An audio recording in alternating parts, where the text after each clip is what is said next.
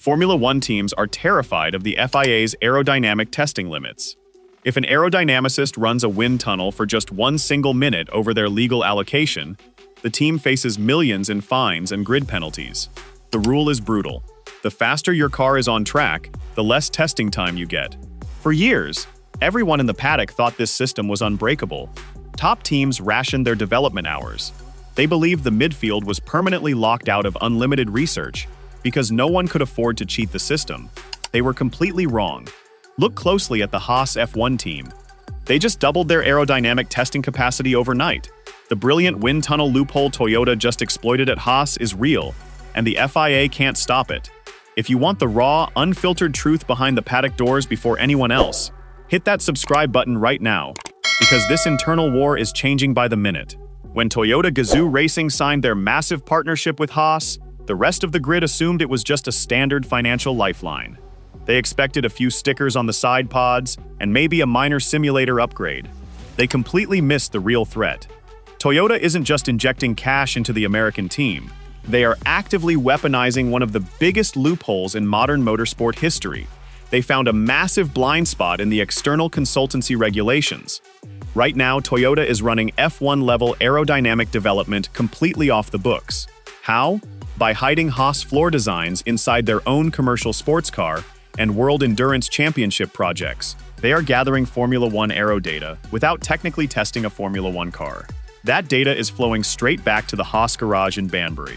The FIA knows exactly what is happening, but they are completely paralyzed. To understand how Toyota pulled this off, you need to look at the absolute fear the FIA instilled in the grid. In modern Formula One, the wind tunnel is everything. You cannot build a competitive car without running hundreds of physical-scale models through high-speed air. Before the budget cap, teams like Mercedes and Ferrari would run their wind tunnels 24 hours a day. They essentially bought lap time with brute financial force.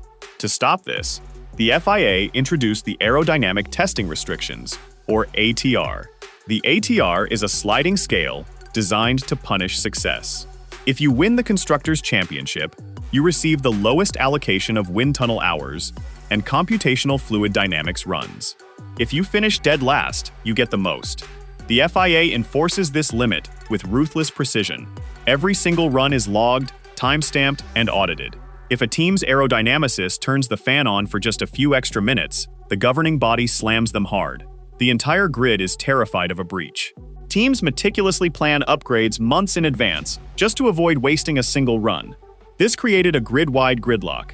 Top teams couldn't pull further ahead, but midfield teams couldn't afford to maximize their extra hours anyway because running a wind tunnel is incredibly expensive. Then, Toyota stepped into the picture and realized the FIA left the back door wide open. When Toyota abruptly quit Formula One in 2009, they left behind one of the most advanced aerodynamic facilities on the planet. The Toyota Gazoo Racing Europe headquarters in Cologne, Germany, houses a world-class wind tunnel. Unlike other manufacturers who sold their assets when they left the sport, Toyota kept Cologne fully operational. For 15 years, they used it to develop their dominant World Endurance Championship hypercars, and they regularly rented out to customer racing teams. When Toyota signed the title partnership to create the TGR Haas F1 Team, the media focused entirely on the driver development program and the new simulator in Banbury. But the real prize was always Cologne. Haas historically relied on renting time in Ferrari's wind tunnel in Maranello. This meant Ferrari had total visibility over Haas's development path, and Haas was restricted by Ferrari's operational schedule. Toyota immediately cut that cord. They moved Haas's aerodynamic testing program directly to Cologne. On paper, this looks like a simple change of venue. Haas pays for the tunnel time out of their FIA-mandated cost cap, and they log their restricted hours just like everyone else. But Toyota isn't just a landlord. They are an active technical partner, and that changes the legal classification of every single thing that happens inside that building. Here is exactly where the loophole activates. The FIA rulebook strictly prohibits Formula One teams from using external contractors to bypass their aerodynamic testing limits. You cannot simply hire a third-party engineering firm to run unlimited CFD tests and hand you the data. But Toyota Gazoo Racing is not a third-party engineering firm. They are a massive, independent automotive manufacturer with their own global racing programs. Toyota spends hundreds of millions developing sports cars, hypercars, and advanced aerodynamic concepts for their road car division. The FIA has absolutely zero jurisdiction over Toyota's internal research and development budget. So, what happens when a Toyota engineer in Cologne decides to test a brand new, highly complex ground effect floor geometry? What happens if that floor geometry coincidentally matches the exact dimensional regulations of the Formula One rulebook? The FIA cannot do a single thing about it. Toyota can legally claim they are researching advanced underbody aerodynamics for a future hypercar or a high-performance track day vehicle. They can spin up the Cologne wind tunnel and run it for 24 hours straight. They can test 100 different front wing end plate designs. They can burn millions of dollars in electricity and carbon manufacturing.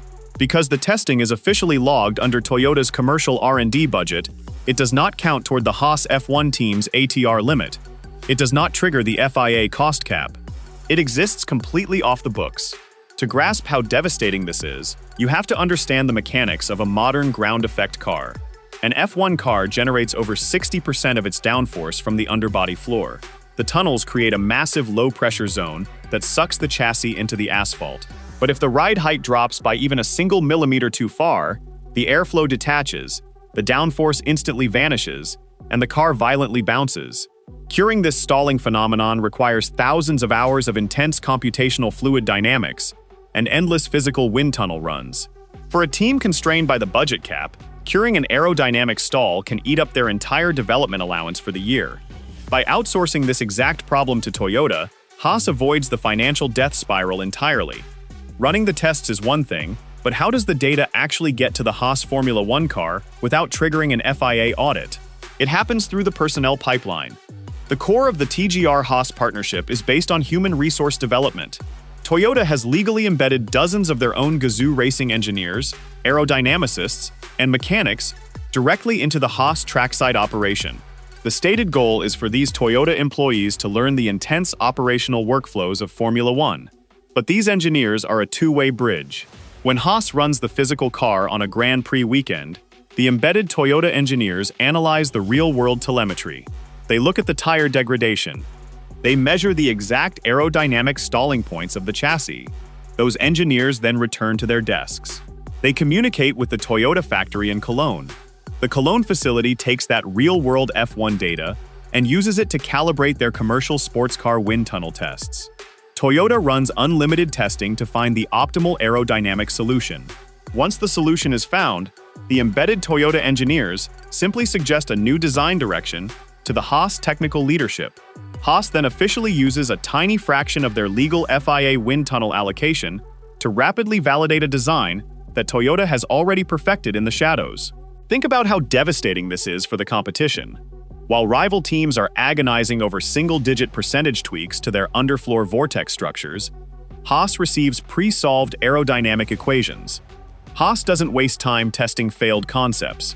Every time they turn on their official wind tunnel allocation, they are simply confirming an answer that Toyota has already provided.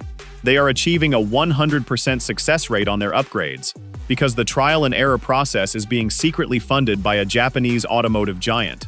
This loophole has completely shattered the political stability of the F1 paddock. Mercedes, Ferrari, and McLaren are absolutely furious. They are spending millions on compliance lawyers, ensuring they don't accidentally breach the cost cap by a single dollar. They are agonizing over every single hour in the wind tunnel, forced to compromise their development programs. Meanwhile, they are watching Haas, the team that routinely finished at the bottom of the constructor standings, show up to race weekends with perfectly optimized aerodynamic packages. The top teams are actively lobbying the FIA to intervene. They want the governing body to ban any technical partnership where the partner owns their own independent wind tunnel. But the FIA is paralyzed. How do you write a regulation that dictates what Toyota Motor Corporation is allowed to test for their own commercial road cars? You can't.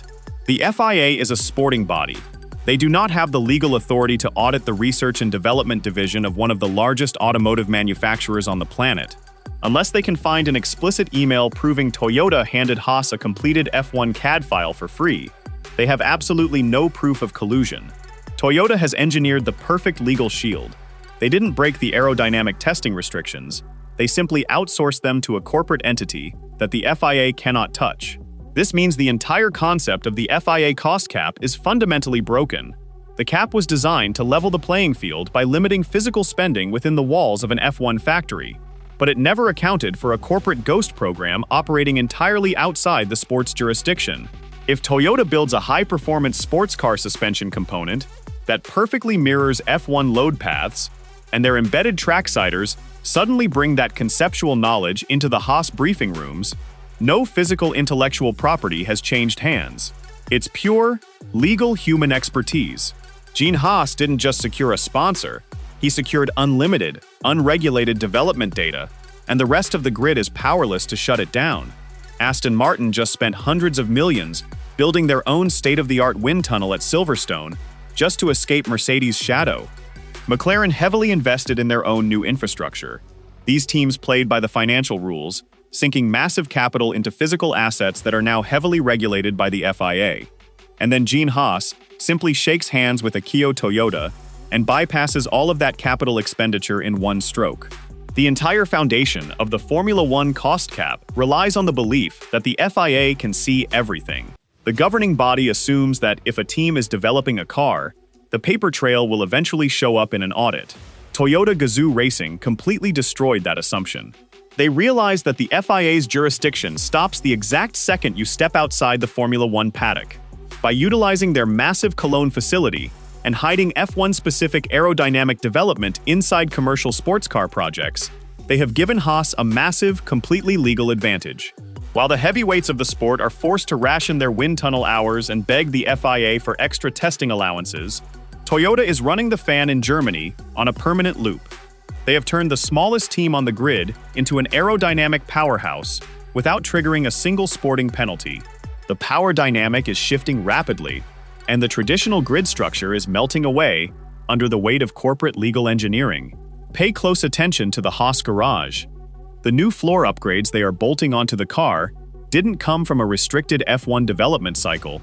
They came from a shadow program that the FIA cannot legally touch. Is it fair for Toyota to exploit this external consultancy loophole, or is the FIA going to be forced to rewrite the entire aerodynamic rulebook to stop them? Drop your thoughts in the comments below. Let's talk about it.